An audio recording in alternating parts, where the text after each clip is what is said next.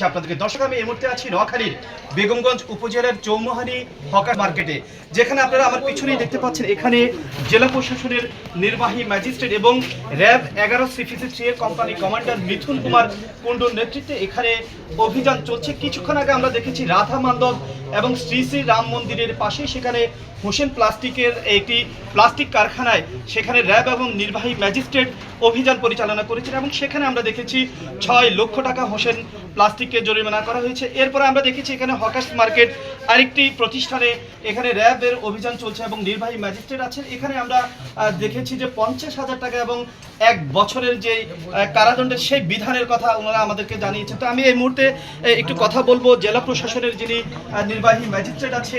আমরা দেখছেন খাল উদ্ধার থেকে শুরু করে অবৈধ স্থাপনার বিরুদ্ধে যারা অবৈধভাবে পরিবেশের ক্ষতি করে পলিথিন উৎপাদন করছে, বিপণন করছে এবং যারা মজুত করছে তাদের বিরুদ্ধে আমাদের অভিযান পরিচালিত হচ্ছে। এখানে আমাদের পরিবেশ অধিদপ্তরের ডিডি মহোদয় আছেন, আমাদের আইন শৃঙ্খলার কাজে নিয়োজিত আছেন র্যাব। এছাড়া আমরা বিভিন্ন সময় সেনাবাহিনী, আনসার ব্যাটালিয়ন সহ সকলের কাছ থেকে সহযোগিতা পাচ্ছি। তাদের সকলের সহযোগিতায় আমাদের এই অভিযানগুলো অব্যাহত থাকবে। কোনো অপরাধীকেই এক বিন্দু ছাড় দেওয়া হবে না। আমি গতকালকেও এই বিষয়টি বলেছিলাম, আবারও আমি বলছি, অপরাধী যে অপরাধী তার কোনো পরিচয় এখানে গুরুত্বপূর্ণ নয়। যারা পরিবেশের ভারসাম্য নষ্ট করে এই পলিথিন উৎপাদন করে এবং রাতের বেলা এখানে এসে মজুত করে তাদের বিরুদ্ধে আমাদের অভিযান অব্যাহত থাকবে। তাদেরকে যথোপযুক্ত শাস্তির আওতায় আমরা অবশ্যই আনব। এই বিষয়ে জেলা প্রশাসন বদ্ধপরিকর। তারা অপরাধ দূরীকরণের ক্ষেত্রে তারা জিরো টলারেন্স নীতি পোষণ করছেন এবং তারা বলছেন পরিবেশ যারাই নষ্ট করবেন সেক্ষেত্রে তারা জিরো টলারেন্স নীতি ধারণ করবেন এবং অপরাধীদের তারা বিচার করবেন।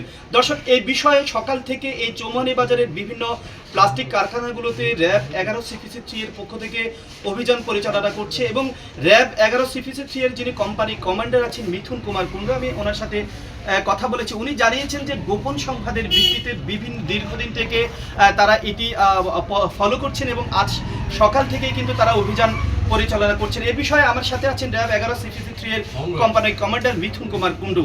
দর্শক, আমরা চলে যাচ্ছি তার কাছে।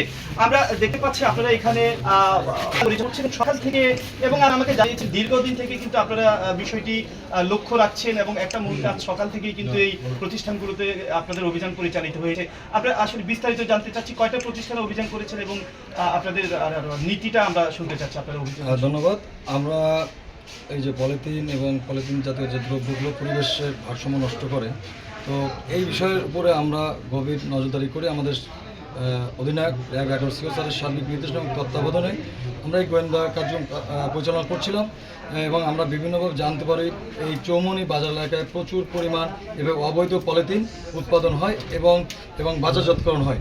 তো সেই তথ্যের ভিত্তিতে আমরা আজ সকালে তথ্য জানতে পারি যে চৌমুহানি বাজার এলাকায় হকার্স মার্কেট এবং হোসেন প্লাস্টিক এই দুইটা জায়গায় প্রচুর পরিমাণ পলিথিন আছে এবং পলিথিন জাতীয় যে তৈরির যে কাঁচামাল আছে, সাথে সাথে আমরা এই বিষয়টি নিয়ে আমাদের জেলা প্রশাসন এবং পরিবেশ অধিদপ্তরের উপপরিচালক মহোদয়ের সাথে আলোচনা সাপেক্ষে আমরা এই পরিচালনা করি এবং আপনারা দেখতেই পাচ্ছেন যে প্রচুর পরিমাণে যে পলিথিন পেয়েছি এবং এই কার্যক্রম আমাদের চলমান থাকে। জানাচ্ছিলেন এবং জেলা প্রশাসনের নির্বাহী ম্যাজিস্ট্রেট এখানে আছেন পরিবেশ অধিদপ্তরের পরিচালক। 3টি বিভাগের সমন্বয়ের মাধ্যমে এই নোয়াখালীর চৌমুহানি হবে পরিবেশ দূষণ থেকে মুক্ত, এমনটাই প্রত্যাশা প্রশাসনের। আমরাও তাদের সাথে কাঁধে কাঁধ মিলিয়ে বলতে চাই বাংলাদেশ হোক একটি পরিবেশ আমলে ঘেরা একটি সুন্দর সুশৃঙ্খল একটি দেশ, এমনটাই প্রত্যাশা নোয়াখালীর চৌমুহানি জেলাবাসীর। নোয়াখালীর চৌমুহানি থেকে সাইফুর রহমান রাসেল।